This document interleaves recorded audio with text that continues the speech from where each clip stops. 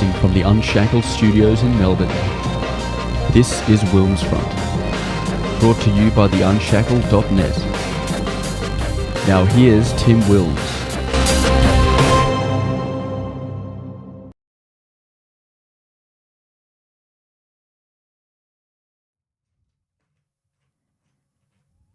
Hello everybody and welcome to this week's WilmsFront Snapshot news show. I didn't realise that was such a tongue twister when I put it in my prompter. Coming to you on this Monday, the 8th of December 2025. 2 days to go until Australia's under 16 social media ban begins to be enforced. It is 8:40 p.m. here in Melbourne, Victoria. 10 minutes late just because, I hope that we are live on the WilmsFront YouTube channel and the WilmsFront Rumble channel. Let me know if you're in either of the chats to let me know if you can both see and hear me, because I'm using both new streaming and video hardware methods. I'm also using a new camera here it's on manual exposure settings. So let me know if you think it's sort of too dark here. Obviously, hearing me is the most important thing, but on with tonight's show. It is 8:30 p.m. here in Melbourne, Victoria, where our thoughts are obviously with the residents in bushfire-threatened New South Wales, on the central and mid-north coasts, and also our thoughts are with the firefighter who was killed by a falling tree. This is WilmsFront, brought to you by the Unshackled.net.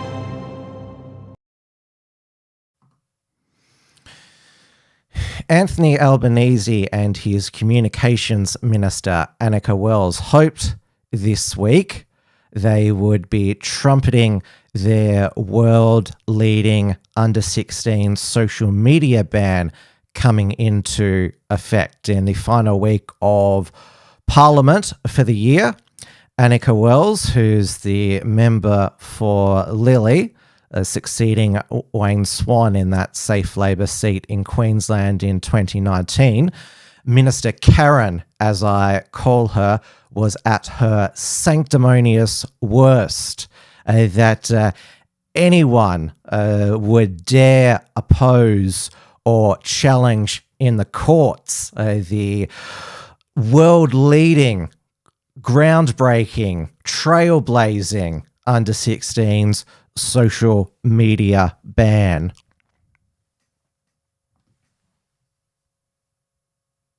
And we stand ready to defend any legal challenges that come our way on behalf of the 120,000 Australian parents who asked us to pass this law and to protect their kids from the harms of social media. Yeah. But, Mr Speaker, while Labor delivers, the threats to these laws have come from parliamentarians who voted for these laws to happen. Mr Speaker, for the past 6 months, the Shadow Minister for Communications and her far-right co-conspirators have done everything they can to erode trust in the law they passed. Yesterday, coalition senators were doing the dirty work of the social media platforms, co-signing a bill to repeal the bill and throw Australian kids to the sharks. They are dog-whistling about needing a digital ID to access social media, despite the fact the Senate passed a coalition amendment which prohibits platforms from requiring ID, and with any company caught forcing users to hand over their ID facing fines of up to $10 million. And in a cosmic sign of events to come, Mr Speaker, yesterday the Shadow Minister for Communications threw her previous coalition leader under the bus, saying that in hindsight she probably would not have supported the law.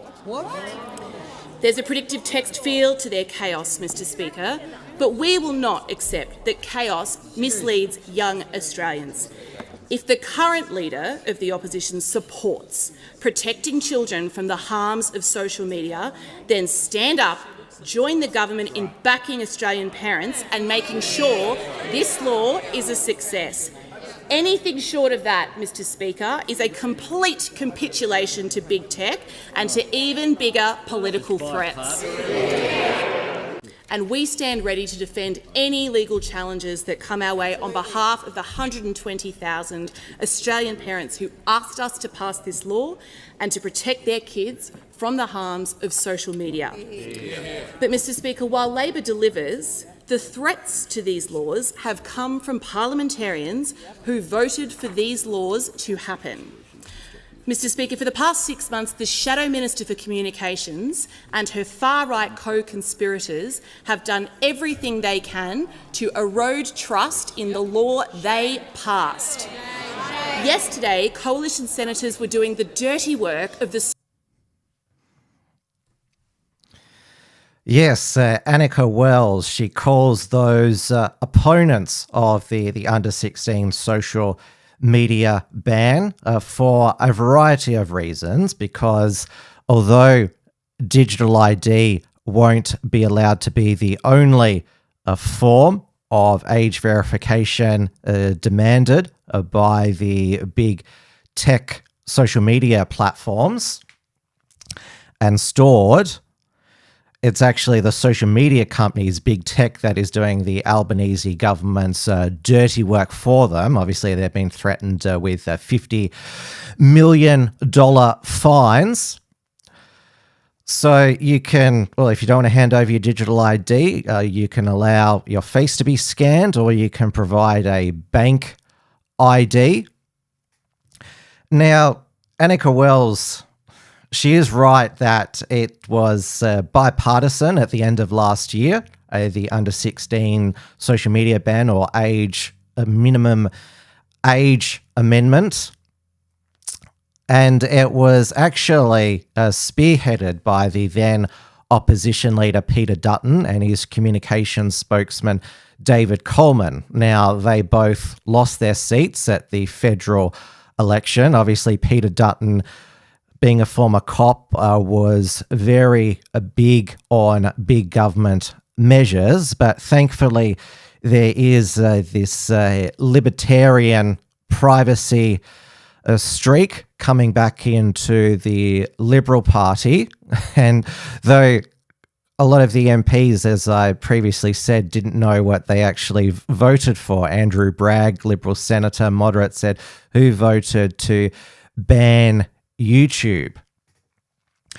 Now, the list, because it's by ministerial and e-safety, acting on the advice of the e-safety commissioner. So the platforms that are going to be age restricted, banned for under 16s, or as the Karen, Julian Mangrant, calls it, social media delay.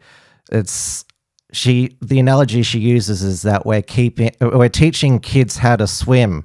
Well, they're not really being taught how to swim, they're just being thrown in the deep end when they're age 16. So under 16s, Facebook, Instagram, Kik, Reddit, Snapchat, Threads, TikTok, Twitch, and X, and YouTube, they are all age restricted.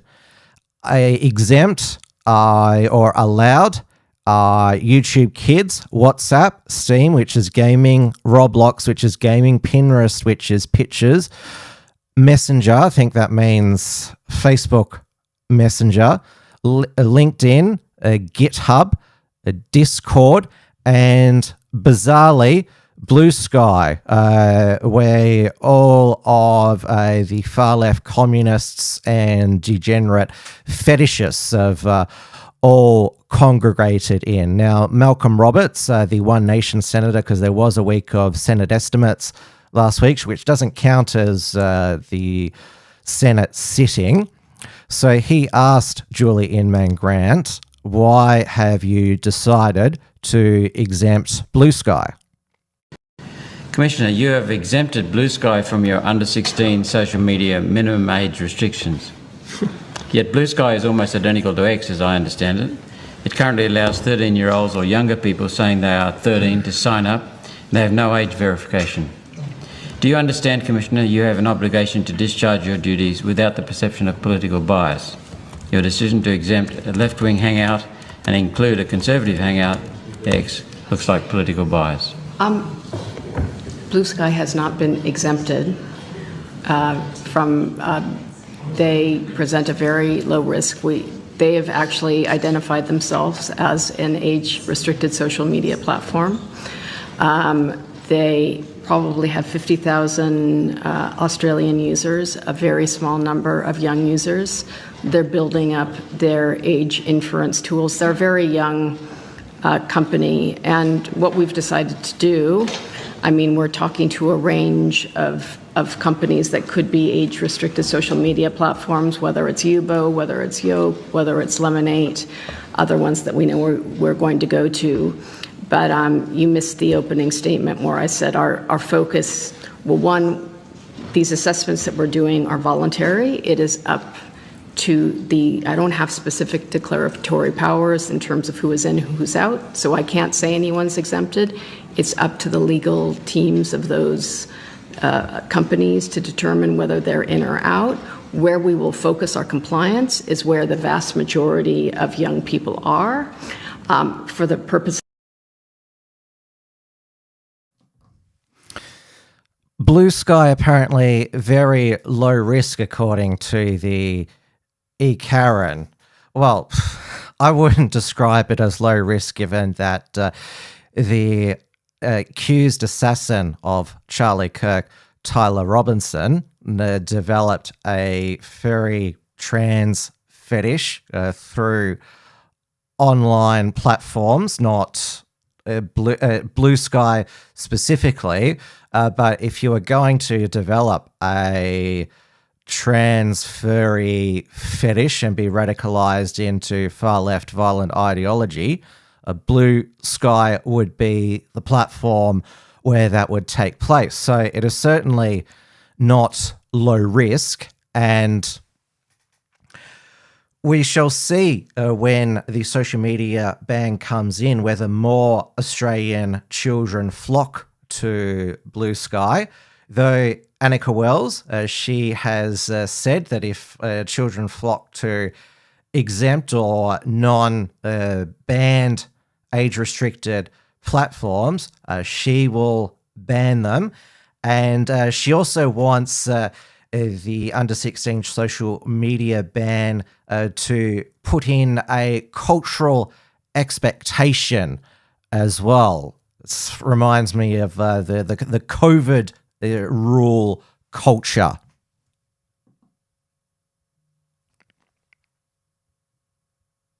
I think the gratitude is that this law applies to everybody and that everybody will face the same cultural expectation that kids are not online on a social media account between the ages of 13 to 16. I think the sense that everybody will be facing a new world, everybody will need to interact with each other face to face the way that people used to do, I think is ultimately seen as a good thing when if you also ask those same kids, I suggest they'll be able to tell you about harms they or their friends have experienced online as well. LinkedIn is currently an exempted platform because of professional networking. If everybody ends up on LinkedIn and LinkedIn becomes a place where there is online bullying, predatory algorithms, targeting of 13 to 16-year-olds in a way that is deteriorating their mental and physical health, then we will go after LinkedIn. And that's why all platforms are on notice. We have to be agile and dynamic because that's what big tech is. So the E-Safety Commissioner, this is her bread and butter work. She will continue to work with the platforms. We will continue to track how this works. We've got a 2-year survey kicking off alongside 10 December to monitor the impact that this is having and where we will need to act. And should any particular platform like Lemonade, like LinkedIn, become the new source, I will not hesitate to act. And now it is worth highlighting that the legislation passed that is going to come into effect is that it is the onus is on the social media platforms who are age restricted. So using as the eSafety Commissioner has repeated multiple times, platforms have to take reasonable steps to ensure that under 16s are not using their platform. So young people under 16 and their parents are not breaking the law if they, as already has been reported, find a way around the age restriction. There's already been reports about, as it was just mentioned before, moving to new platforms or gaming age verification technology. And there's also reports parents who are not going to be enforcing this cultural expectation and allowing their children to be on social media. Though Matt Canavan, the national senator, he asked Karen if he let his children watch YouTube on his account because the algorithm on his account it shows the same content that his children are into, such as Roman history. Well, the eSafety Commissioner and eSafety officers were like, well, YouTube would figure that out and probably block your account.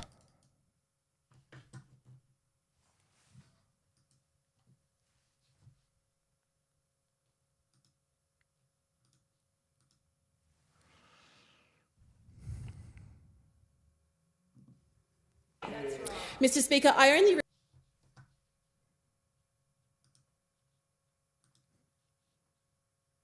regret that I can't follow that lovely team of dedicated clinical legends around the country getting my 4th dose at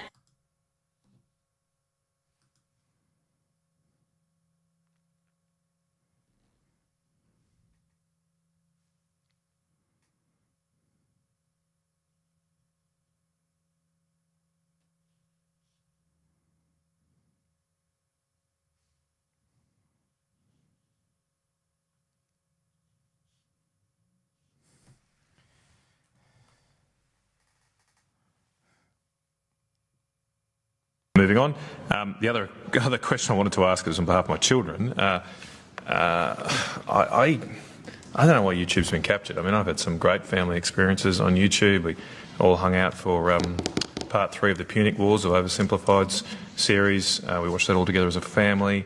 Most of my kids now are massively into Roman history.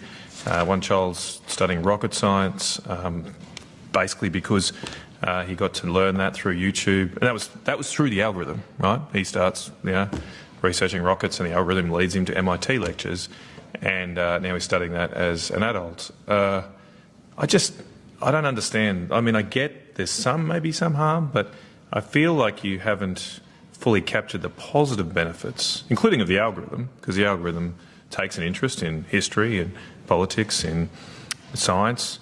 And shows you more interesting content. There's some positive elements of that, aren't there?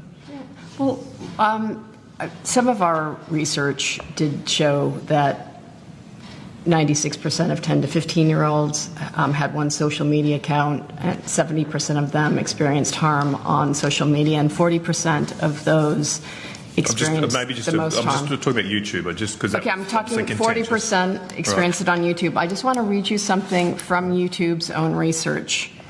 YouTube stickiness is caused by the interactive nature of our platform. Videos are initially used for quick mood management but result in excessive viewing. Excessive viewing, video watching, is related to addiction. YouTube users control what they want to watch, which keeps them on the platform longer. Video watching encourages a sedentary lifestyle. Poor posture and body aches are also a result of excessive video watching. Overexposure to video leads to decreased attention spans. Easy access to web reduces critical thinking skills. Blue light from screens causes sleep deprivation, ultimately affects the brain's mental processing. Users rely on videos and social media for companionship, leads to social isolation. Gaming content on YouTube is sought out by inappropriately aged children. Teens are strongly influenced by YouTube creators. Young adults suffer anxiety from FOMO, and there is an increasing number of children in therapy after watching YouTube. So just to go back to what we said earlier, children can continue to do all of that on their parents' account? They can look at YouTube videos in a logged out state. Yeah, or even on their parents' account? I think if they were, Senator, I think if they were doing that on a parent's account, we would expect that Google would assess that. So they'd block my account? So if I was allowing my child, as a parent, to use my account to look at content, they'd block my account? They may So assess you're going to that restrict the rights of their parents? the user of the account it's is just, underage. What a nightmare. Yeah, okay. All right, I'll not delay the committee any longer, but no, there's no longer parental rights in this country.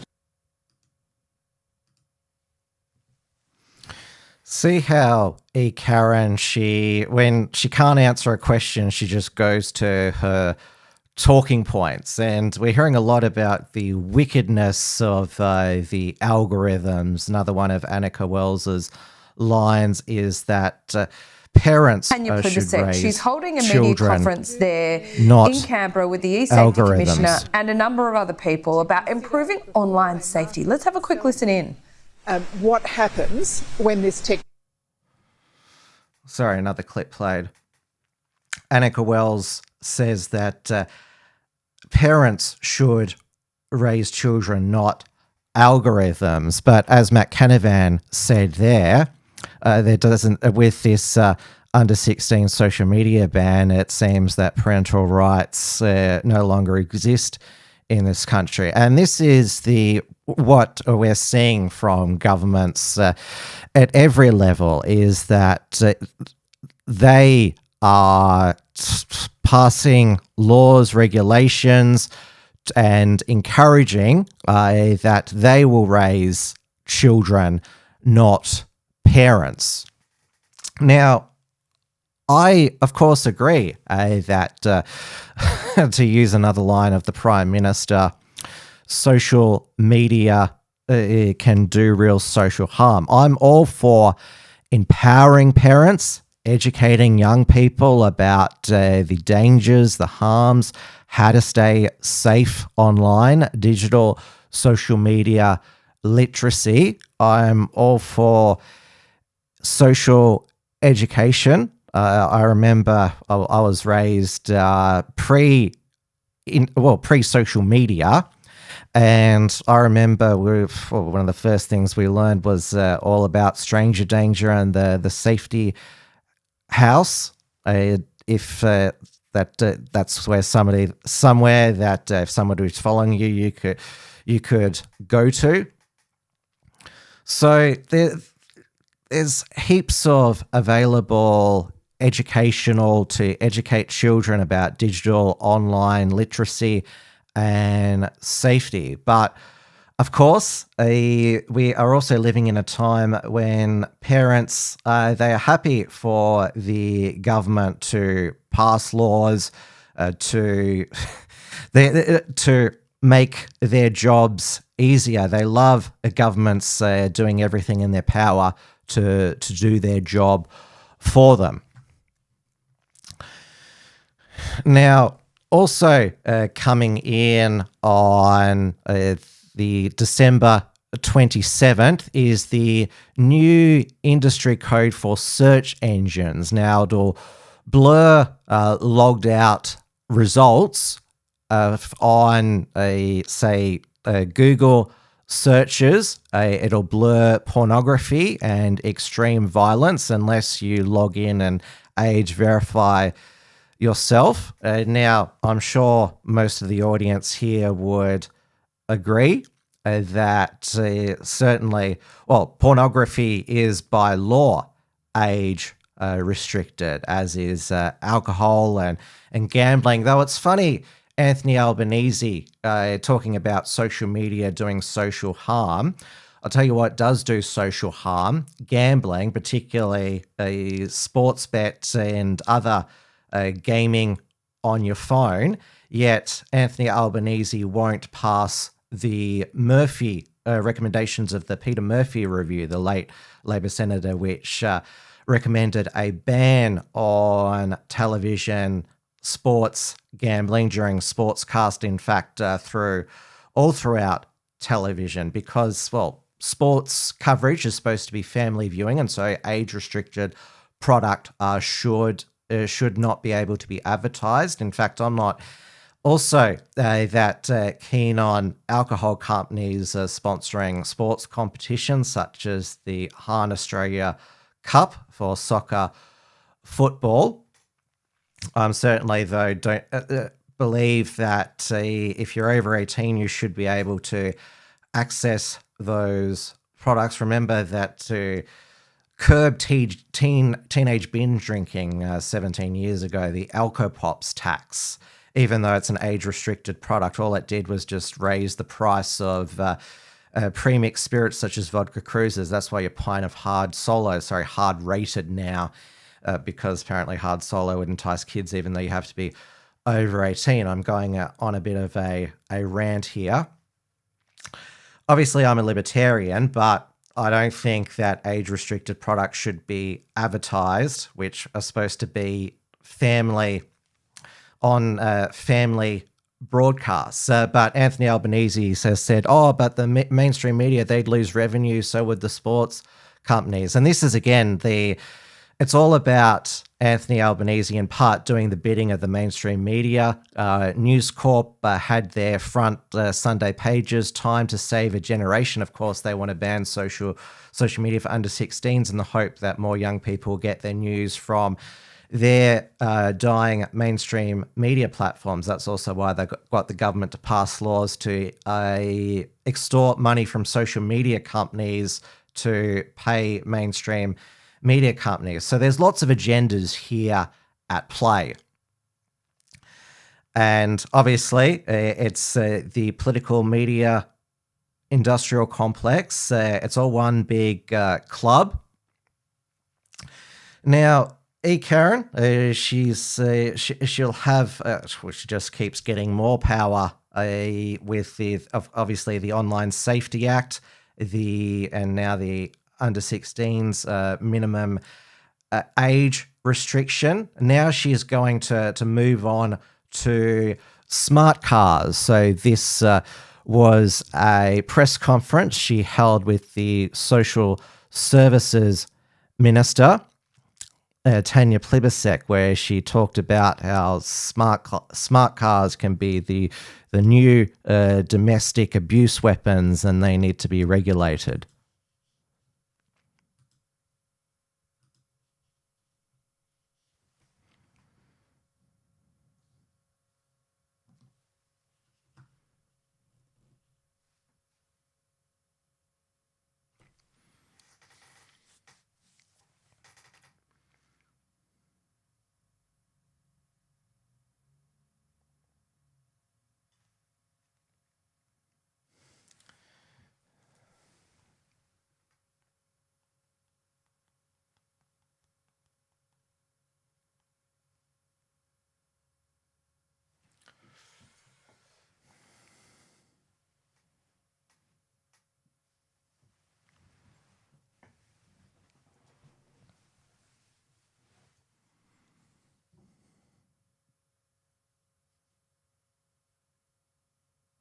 Tanya Plibersek. She's holding a media conference there in Canberra with the E-Safety Commissioner and a number of other people about improving online safety. Let's have a quick listen in. What happens when this technology is used for harm, not good? I'm going to hand over to the E-Safety Commissioner now and we'll do questions at the end. Thanks. Thank you, Minister, so much for your leadership. We know that technology can be used as both a tool and a weapon. We want it to be a lifeline for women. But throughout the course of eSafety's 10 years, we've been consistently training frontline workers because we know that technology-facilitated coercive control is almost ubiquitous in family, domestic, and sexual violence situations. So, with the generosity of DSS, we have stood up the world's first national technology-facilitated abuse service. We've had 20,000 frontline workers utilize our self-help hub, where we have technology audits and updates beyond the cat feeders and the refrigerators. A perpetrator can use a Lime bike. And today we're talking about smart cars because they are essentially computers on wheels today, and we don't want them to become weapons on wheels. By 2031, 90% of all cars sold in Australia will have telematics systems. They already have GPS. You can remotely control or lock or start the car. You can prevent an EV, for instance, from being charged. And these are the types of things we're hearing from domestic frontline workers are happening to Australian women today. So we're here. We've worked with about 400 domestic frontline workers for really complex cases. Why a woman or her children are being gaslit, cannot figure out why her ex-partner knows where she is. And we've pretty much seen everything under the sun, including children used as pawns in the surveillance of their own custodial parent. And this can happen through the gifting of iPads or iPhones with spyware on them, a new gaming system with a camera that shows who the mother might have as a guest in her home.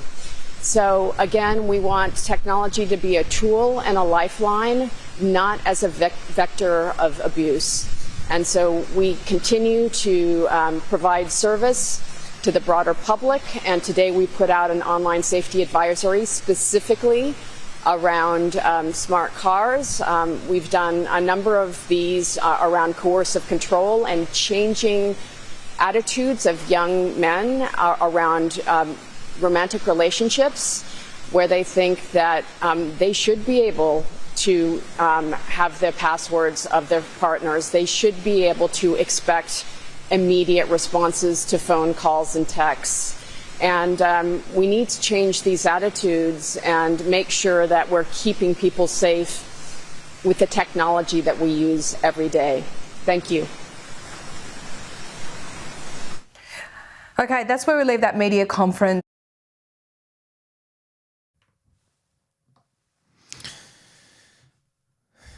Yeah, so we have now Karen coming for our smart cars. Now, on the eSafety Commissioner's website, it has resources for young people who may be feeling isolated with them being locked out of their social media accounts. And one of the youth mental health resources that she links to or recommends that young people reach out to is Headspace. Now, this is a youth mental health charity that I think it was set up by the Howard government. So this is supposed to improve the mental health of young people, though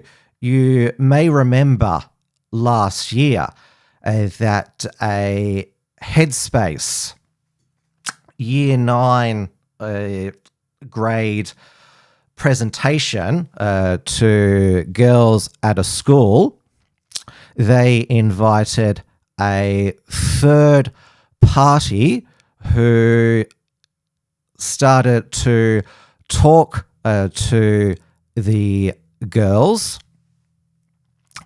and mentioned that one of the pluses in LGBTQ plus stood for, included bestiality. Now, the South Australian Education Department apologised, but a South Australian mother, Nikki Gaylard, is strongly considering suing the South Australian state government for this lesson. It also included the showing of trans bodies, biological females with double mastectomy scars.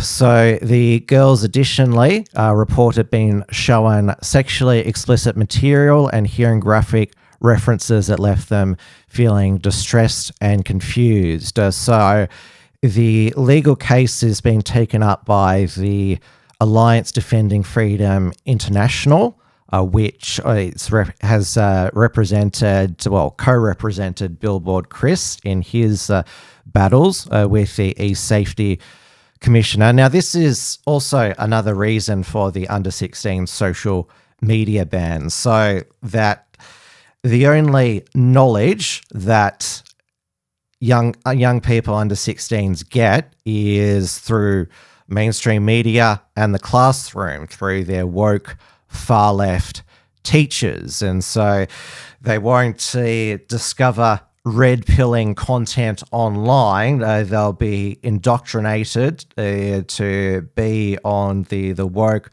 far-left social justice path. And when they are old enough to vote, will continue voting for Labor and the Greens. Now, the reason why, obviously, Julia Mangrand has been called E-Karen for quite a while. But the reason why I call Anika Wells Minister Karen, well, the definition of Karen is an overly entitled white woman. Now, she was originally a mask Karen way back when she was aged care minister at the beginning of the Albanese government. And of course, they were all still wearing their virtue masks in Parliament.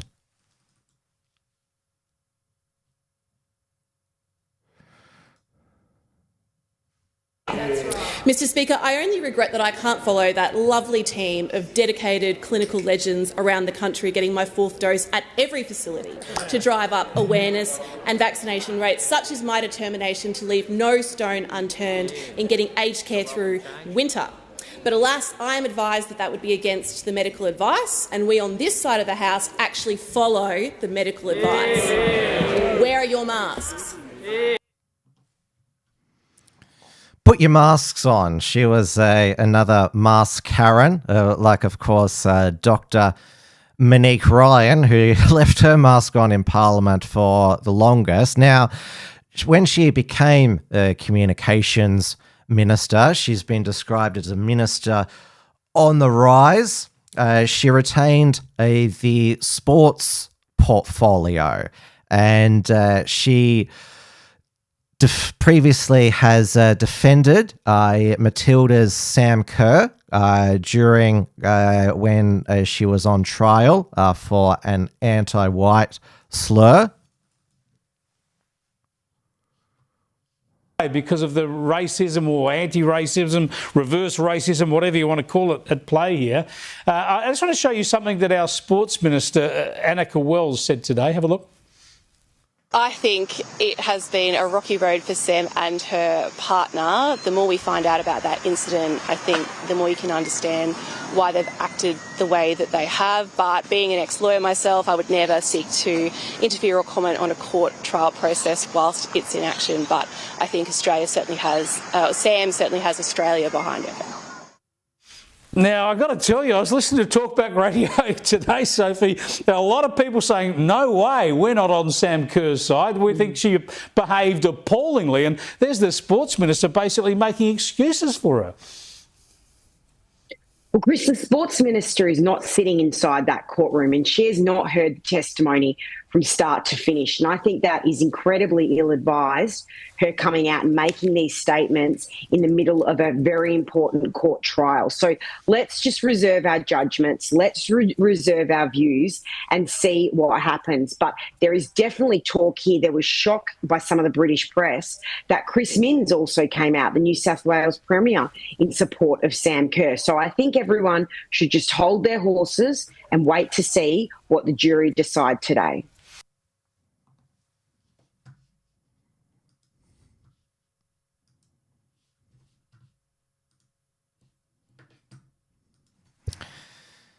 Yes, so Anika Wells, as you heard there, she used to be a lawyer before She was a politician. She worked at the Labor-aligned law firm Maurice Blackburn. Now, as she was making her another sanctimonious speech at the National Press Club last Wednesday to spruik the social media ban, news broke. Well, it was actually through a question on notice in Senate estimates. So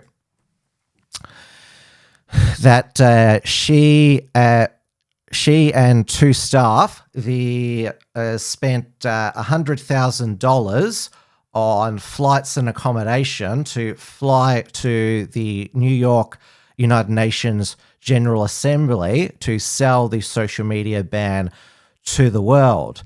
Now, she was going to be on the flight with the Prime Minister, the Foreign Minister Penny Wong, and who else was there as well? I think the Energy Minister, Chris Bowen. At least they were going to flight pool together so they could save their carbon footprint, but not Anika Wells. Now, the reason why she flew later and separately is because she thought at the time it would be bad optics given that we'd had the 000 outage, which 4 people died because they couldn't call 000. Of course, she wanted to deflect blame on Optus, even though it is the federal government that regulates and sets all the rules about the 000 system, which in this era of smartphones and internet is so complex that if something doesn't work, then people can't call 000, but they can call lots of other phones all throughout Australia as well, but not when they actually need to get to an operator. Now, she said, I'm a new minister, and so that's why she wasn't across her brief. But since this revelation about now, she argued that this $100,000 travel bill, although it didn't look good, and what's the expression, doesn't pass the pub test, she said it was the impact of selling the social media ban to the world, with the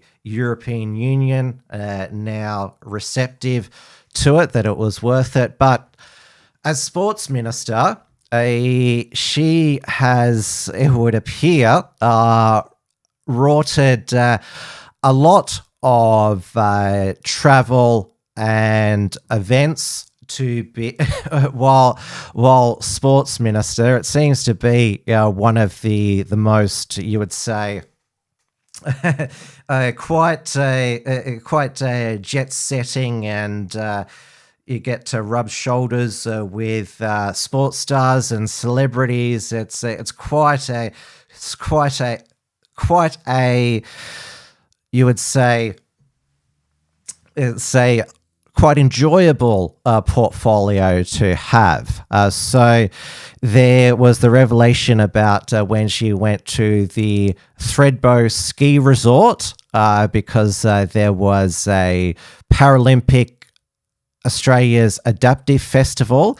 She used the travel taxpayer-funded travel allowance family reunion for $3,000 for her husband and children to come up for 2 nights and ski. Then there was a trip to Adelaide where she mixed in some official business but went to a friend's birthday party. A former advisor to Julia Gillard, Andrew Clennell, put it to her that she arranged the travel to fit in with the birthday party so she could charge the taxpayer, which she rejected. And now Susan Ley, when she was a health minister in 2017, she had to resign when it was revealed that she did similar things. The trigger for the investigation into her, because once there's one story, then, well, it's hard to keep up at the moment. There's so many freebies and sports travel rorts that she's enjoyed. So Susan Ley, when she was on official business on the Gold Coast, just happened to impulsively buy an apartment, which of course is what a lot of people do when they go to the Gold Coast, just impulsively buy an apartment because that's a regular thing that you can just afford to do impulsively. Then there was her trip to the Paris Olympics. So that was 3 trips within 12 months, $120,000.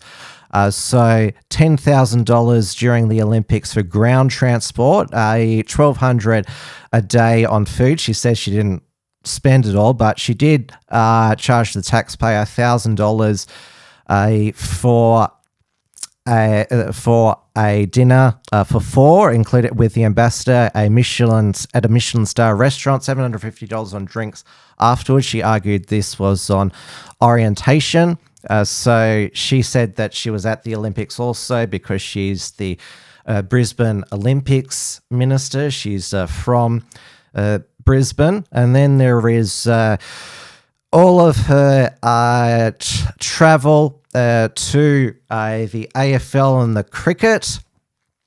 So family reunion for the Boxing Day Test in Melbourne in 2022. And then there is her travel expenses for the 2024 Boxing Day Test. And then there, of course, is the AFL Grand Final travel. So each year, from 2022 to 2024, she charged the taxpayers for travel and also family reunion expenses as well. She's a Brisbane Lions supporter as well. They were playing in those 3 grand finals and won 2 of them. Obviously, I would have loved to have got a freebie to go as well. I should mention that David Crisafulli was there as well, the Queensland Premier. I would like to see his travel expenses as well. There's a photo of her, what is that, angeling in the confetti after the grand final with the Auskick kids, which is just talk about rubbing it in. Have I mentioned everything here? So, oh yes, there was the Australian Open where she left a car to watch the tennis for 7 hours. So what a basically rort and just indulgence being sports minister is. I mean, she should resign, but for some reason Anthony Albanese has so far defended her.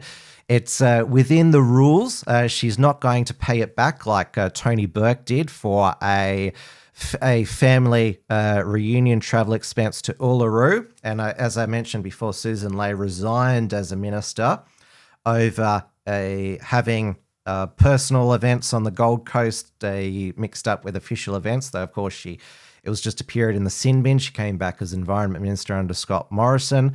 Bronwyn Bishop, of course, she lost the Speaker's chair over the $5,000 chopper ride to a Liberal fundraiser and then lost her pre-selection.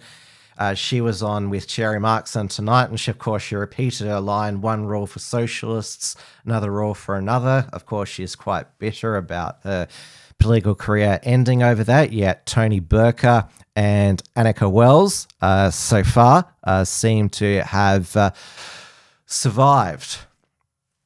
So I don't know what Anthony Albanese sees in her, that she's been catapulted into the cabinet with just 2 terms in Parliament. This is WilmsFront, brought to you by the Unshackled.net.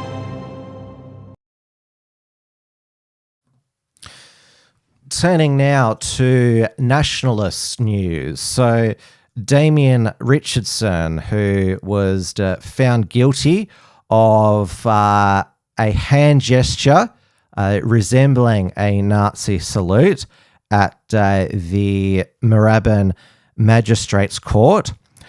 So although Magistrate Justin Foster accepted Richardson was not a Nazi, anti-Semitic, or showing loyalty to Adolf Hitler that he was using the salute to mock Victoria's banning of the gesture. It has been suggested by the magistrate that he engage in a restorative justice. So what that means is that basically he has to apologize and be educated by the Jewish community, because Magistrate Foster said that at the moment, all we've done is talk about the impact on Damien Richardson. I haven't heard, this is him speaking to his lawyer, you say anything about the impact upon the Jewish community or anyone who's affected by these sorts of gestures. And Magistrate Foster said that Richardson should have fallen on his sword from the outset, come armed to court, and what he's going to do to make amends to the Jewish community. There's been a massive failure of leadership when it comes to protecting the Jewish community.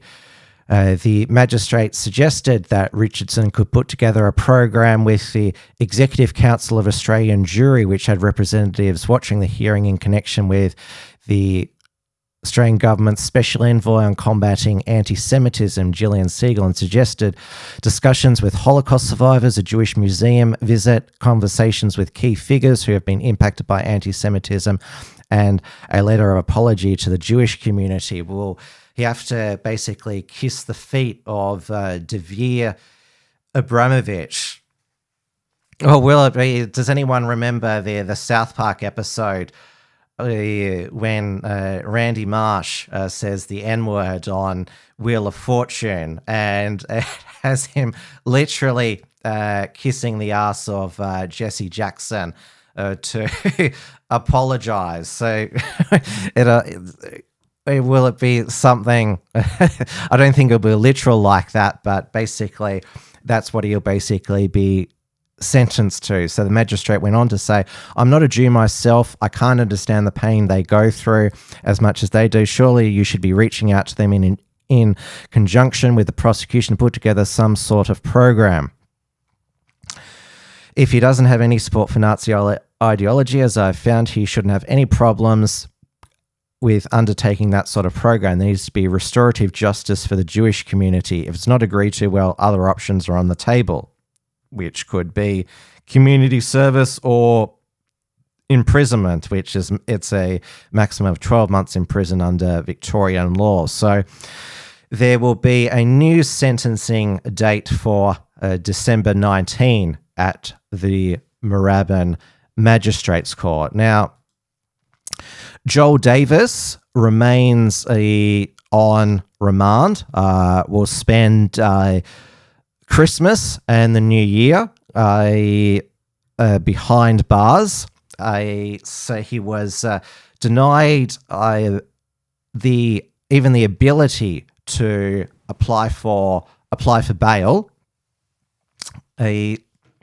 So he was remanded for using a carriage service to menace, harass, or cause offence, for posting on Telegram, telling his followers to rhetorically rape federal MP for Wentworth Allegra Spender on X in the replies, because she condemned the National Socialist Network White Australia rally outside New South Wales Parliament House, abolish the Jewish lobby. So apparently the reason why he wasn't allowed to apply for bail is because the prosecution need until the new year to decide whether his case will be held in the local or district court. This is when justice delayed is justice denied. The punishment is the process. I can't recall anybody charged under this federal offence being denied bail. So he's missed the birth of his first child, hasn't even met his new baby. And the Daily Mail, in fact, doxed his girlfriend. They're not married, I don't believe. As of course, the mainstream media, I think obviously they want to dox the wives and girlfriends, the Nazi wags, to see if they crack. And I think they're genuinely fascinated by Nazi wives as they are fascinated by mob wives. And now it's Matthew Gruter, who also attended that NSN White Australia protest outside New South Wales Parliament House with the sign Abolish the Jewish Lobby, because he was on a work visa from South Africa. He was had his visa cancelled, was detained in Villawood Detention Centre, was deported along with his wife and baby. And when they arrived at Johannesburg Airport, he lashed out at the assembled media there.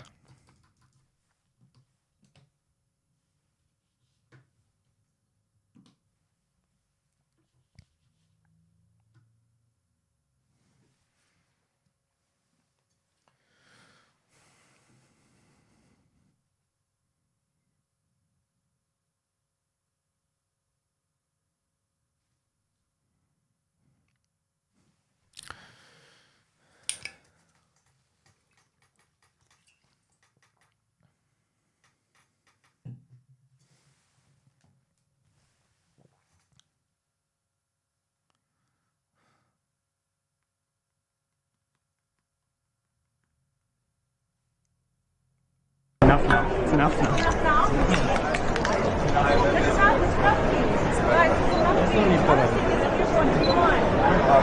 There's no need for that. There's no need for this. But why are you raising me to report these people? What do you think? Murderers, rapists, they get to stay. I get detained 6 hours off after my visa cancelled by the ministry.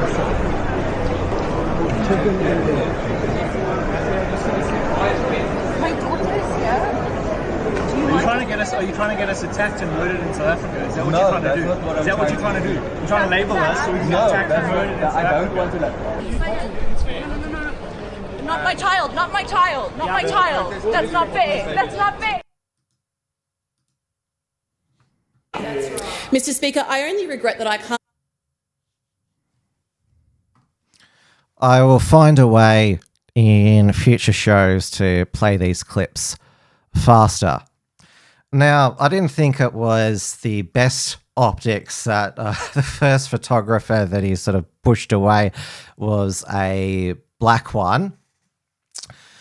But when he asks, do you want us to be attacked and murdered? Because obviously Rainbow South Africa, as it is called by those who think it's some utopia now. It's what's actually occurring is that there is horrific, violent revenge on whiteys by blacks for, well, in part because of the perceived injustice, the perceived ongoing injustice in South Africa because of the legacy of apartheid. Even though apartheid ended 30 years ago, they are still stealing white people's land, particularly farms, but gangs of blacks are taking it upon themselves to brutally torture and murder white farmers.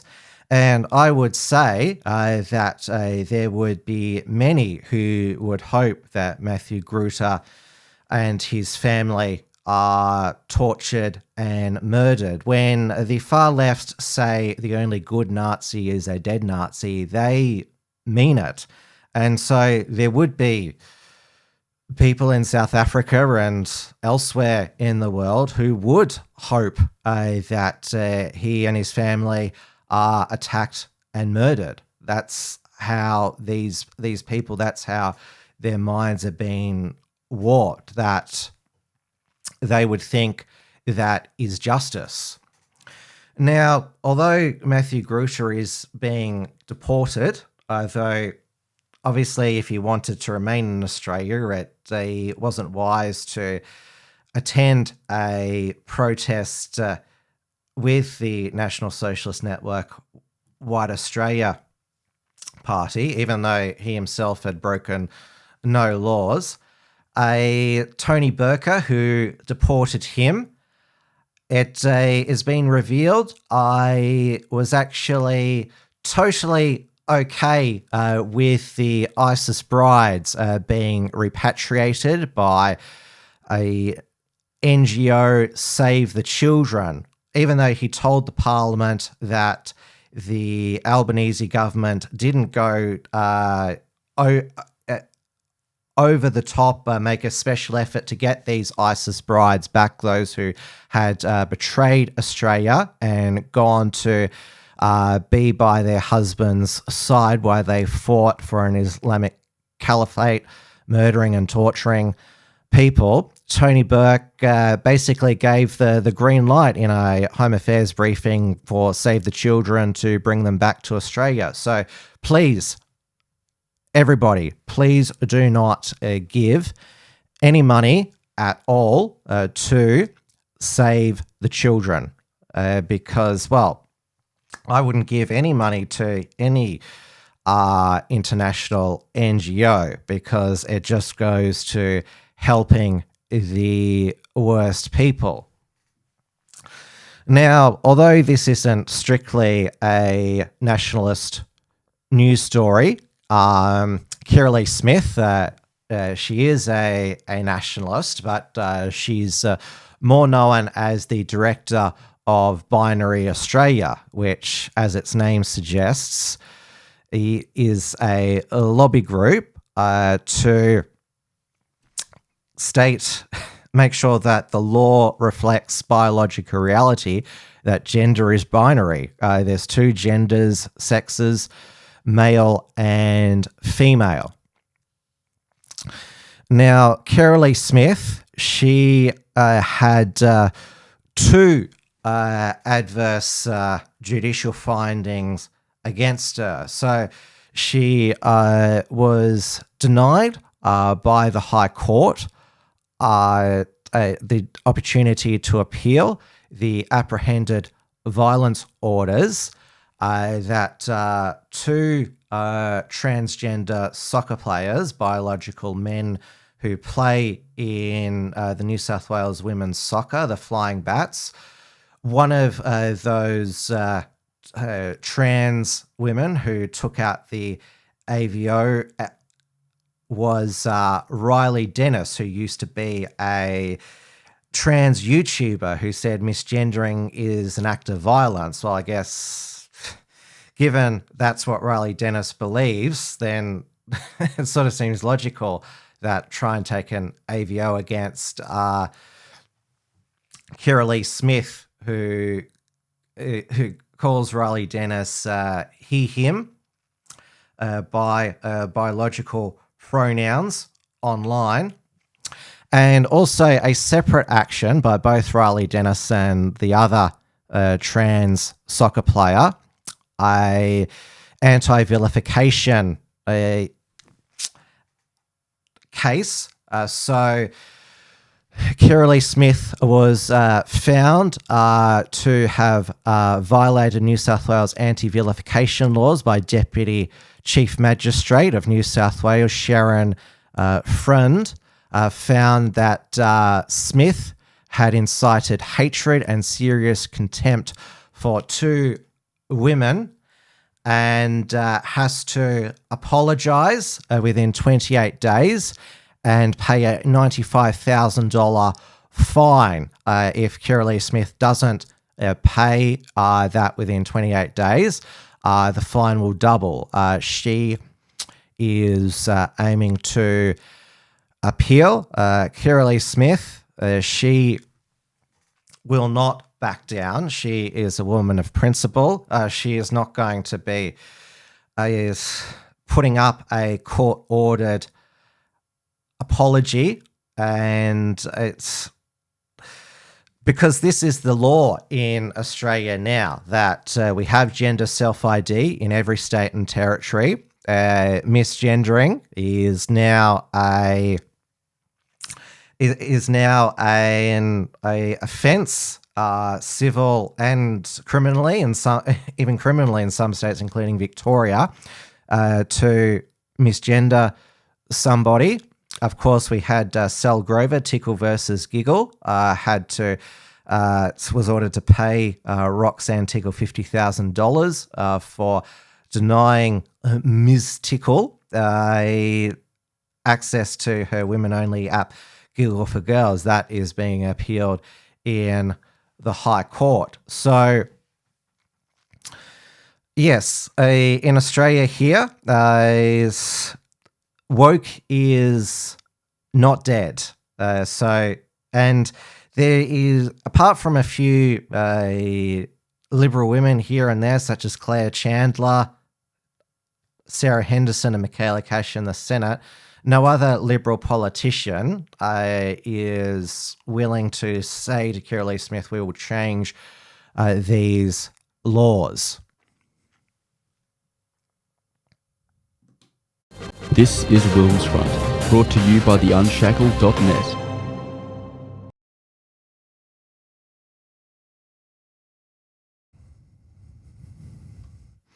Now, let's actually report some real crime. So, last week, 4 satanic pedophiles were arrested by New South Wales police under Strike First Constantine. So this was one of the arrests, photos of the arrest that the New South Wales police put out. Now, if I was to imagine the sort of clothes that a satanic pedophile would wear, it would probably be those black and white swirl pajamas.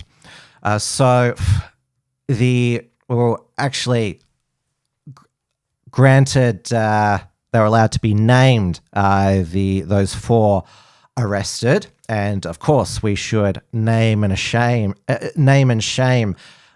these accused satanic pedophiles, which weren't we told that this was just a crazy cooker conspiracy theory?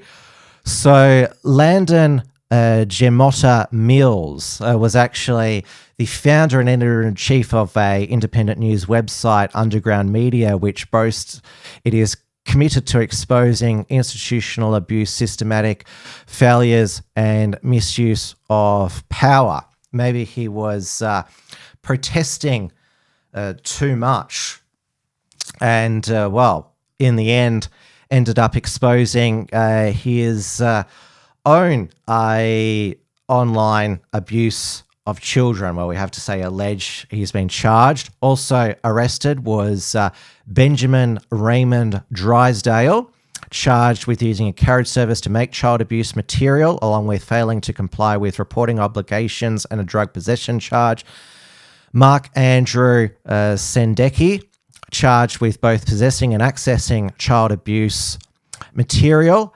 And Stuart Woods Riches was charged with possessing bestiality material and accessing child abuse material, along with failing to comply with reporting obligations and drug possession. So those 2 that were already on, it seems they're already on some sort of a corrections order, maybe on the sex offenders registry already. And it just, again, we're talking about online harm. This is how the internet just, I mean, you have to be really fucked up to begin with to be a pedophile who abuses children. But having your whole life consumed with online child porn and bestiality, it's just so your head explodes that both that there's this evil and this is what the gateway that some go online. Now, Joshua Dale Brown, the childcare worker who was arrested and charged with child abuse, which basically began of course, children were already being abused in childcare centre, but it brought the horrors going on there to the public consciousness. Now, Joshua Dale Brown, 27, he's now been charged with 156 offences, so was whacked with 83 new offences. This included 4 new alleged victims, and he was also charged with possessing bestiality pornography as well. Now, in some, I guess you could say some good news, one of Australia's worst child rapists and murderers, Bevan Spencer von Einem, died in an Adelaide prison, aged 79. Von Einem in Adelaide in the 1970s and 80s drugged, raped, and murdered 5 teenage boys in Adelaide. Now, he was suspected by police investigators, and it was reported in the media that he was part of an elite pedophile ring called the Family, yet he did not implicate anyone else, so protected the family. There is no way that he acted alone, and so took his the protection of his co-pedophiles to his grave. Now, staying in South Australia, one of the Snowtown body in the barrel serial killers, there were 12 victims, James Velakis, has been granted parole. Now, the state government is appealing this parole finding. Now, he was the prosecution witness who put away for life without parole the 2 ringleaders, John Bunting and Robert Wagner. So that's why he got a reduced sentence and had the opportunity for parole. So if the parole is granted, he would be the first serial killer anywhere in the world to be granted parole. And I don't think that Australia wants that infamous title of granting a serial killer, and these were brutal, torturous murders. Certainly, we don't want that infamy of paroling a serial killer, even if he was the one that put away the 2 ringleaders and recruiters of the gang of serial killers. This is WilmsFront, brought to you by the Unshackled.net.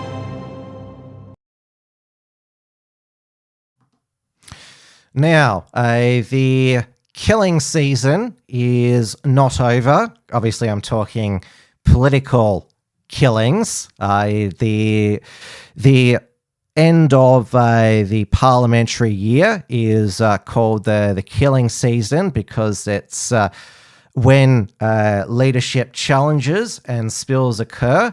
And South Australian Liberal leader Vincent Tarzia Nick Cave lookalike, resigned last Friday, knifing himself, falling on his sword. So he's the fourth state and territory Liberal leader to either resign or have their leadership challenged. So we had obviously the two biggest states. We had Brad Batten. His leadership spill passed against him, and 35-year-old first-term millennial Jess Wilson he was elected leader. There was another millennial getting Liberal pre-selection for the safe seat of Rowville, Max Williams, who I also knew from Liberal Student Days as well. As also, there was the New South Wales, it wasn't a leadership spill, but Mark Speakman was convinced to stand aside in favour of the member for Vaucluse for first-term MP, former journalist Kelly Sloan, though she is in her 50s, so she's a Generation Xer. Then there was the Canberra Liberals leadership change, so Leanne Castley resigned after she tried to boot two of her MLAs, and she was the only female Liberal leader rolled in favour of a man. Mark Parkin is the new leader. And though Vincent Tarzia, he has been replaced by a woman. So 34-year-old first-termer Ashton Hearn, who is the sister of a West Coast Eagle football player. She's in her first term. 34 years old. She before she entered Parliament was the communications director of the one-term wonder Stephen Marshall, the Marshmallow. So she is a moderate as well. The Conservative deputy Josh Teague did not want the leadership. Like, does anyone want the South Australian Liberal leadership? I mean, no matter who's the leader, Peter Malinowskis is going to win in a landslide. I think the last two-party preferred poll, it was Fox and Hedgehog. That was a polling company, 61-39 two-party preferred. But yes, Ashton Hearn was happy to receive the hospital pass. Happy to take the job as a first-term female MP, even though she hasn't got a hope in hell of winning the election, because Peter Malinowskis, he's got the gift of the gab. He's charismatic, good looking. He ripped his shirt off in the pool last state election and had all tongues wagging. So he's got the JFK about him, even though ambulance ramping has not improved, and he doesn't seem to care that female prisoners are being sexually assaulted by a biological man. He's still going to win in a landslide. The South Australian Liberal Party is in a mess, like the WA Liberal Party. Another federal poll last night had the Resolve poll had the Liberals' primary vote sink to 26%, Labor at 35%, One Nation surging to 14%. That's actually their lowest, even though it improved in the Resolve poll. It's the lowest that One Nation is, and all the other polls have them 15%, 18%. And now today was the day when Barnaby Joyce finally ended the soap opera. So first he announced, when the news leaked, that he was going to defect to One Nation. He said he wasn't going to seek re-election as the member for New England. Then in the final week of Parliament, he resigned from the National Party. Now he announced with Pauline Hanson in Tamworth, Barnaby Joyce's hometown, that he was joining One Nation and had accepted the party's nomination, because One Nation, it's still a dictatorship, by Pauline Hanson and James Ashby, accepted the offer of a nomination as the New South Wales lead Senate candidate for the 2028 federal election. Now, in my opinion, Barnaby Joyce seems to be doing this basically because he wants to maintain relevancy, and I think he still needs the money as a federal MP to support his two families. He's obviously on his he's a family values MP. Remember the joke that is for multiple family values. Obviously, the affair with his staffer Vicky Campion, now wife. So he's on his second marriage and now second political marriage. And will this last? I had a conversation with a One Nation volunteer after the Put Australia First rally where he was keen on Joyce joining, and the Resolve poll said that One Nation voters and coalition voters were on board with it, but I have my reservations. I mean, he has been Deputy Prime Minister twice, so he has been in more leadership positions than the other high-profile New South Wales One Nation MLC who joined Mark Latham, and we all know how that ended. Now, the Finance Minister and Treasurer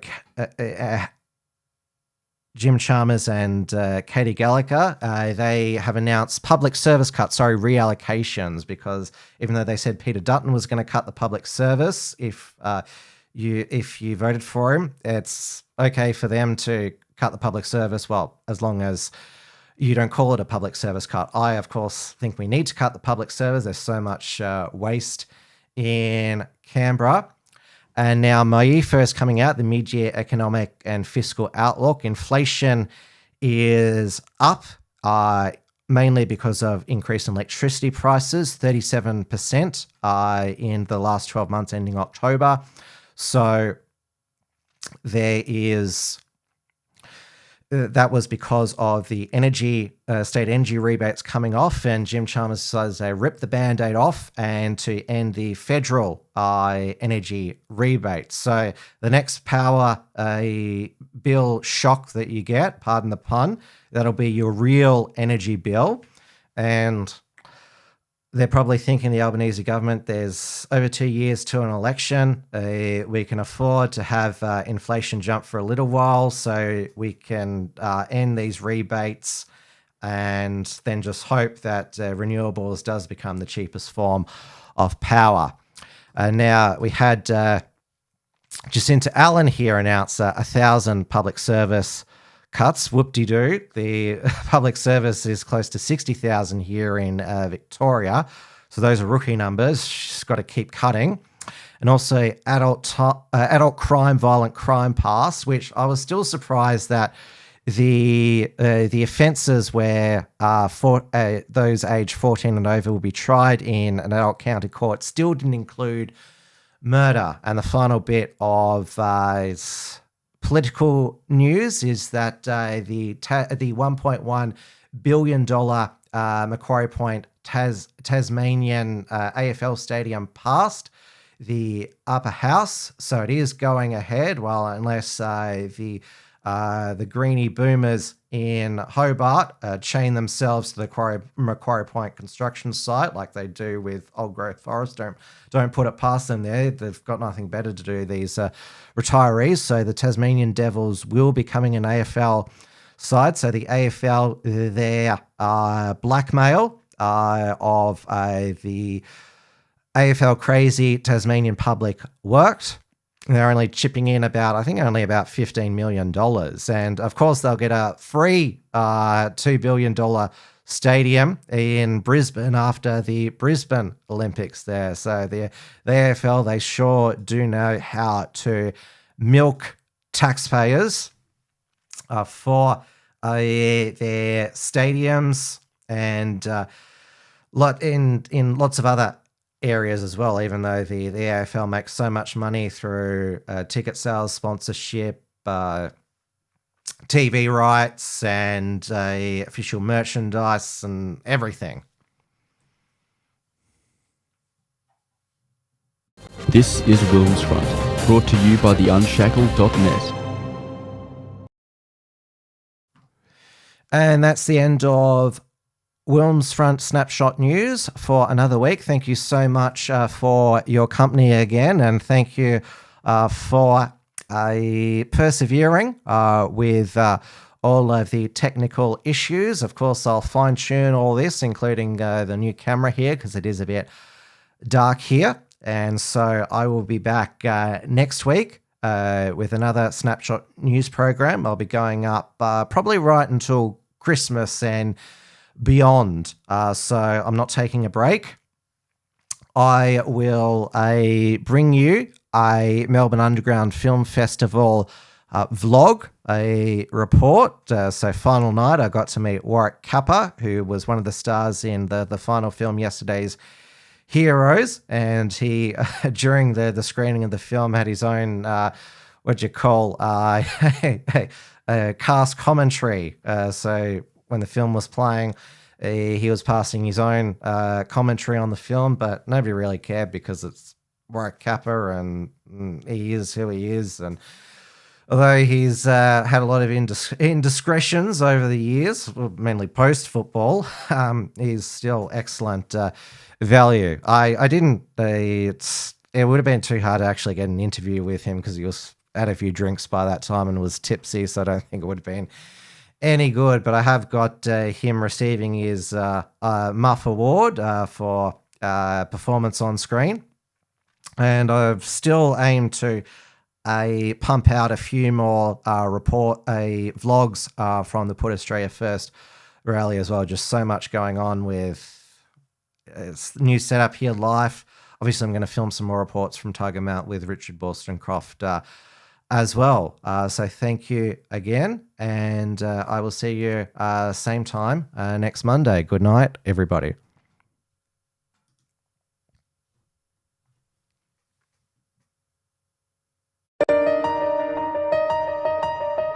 Thanks for tuning in to WilmsFront. Visit timwilms.com to view the archive of episodes, and keep visiting the Unshackled.net to view all our shows, and to keep up with the latest real news and analysis.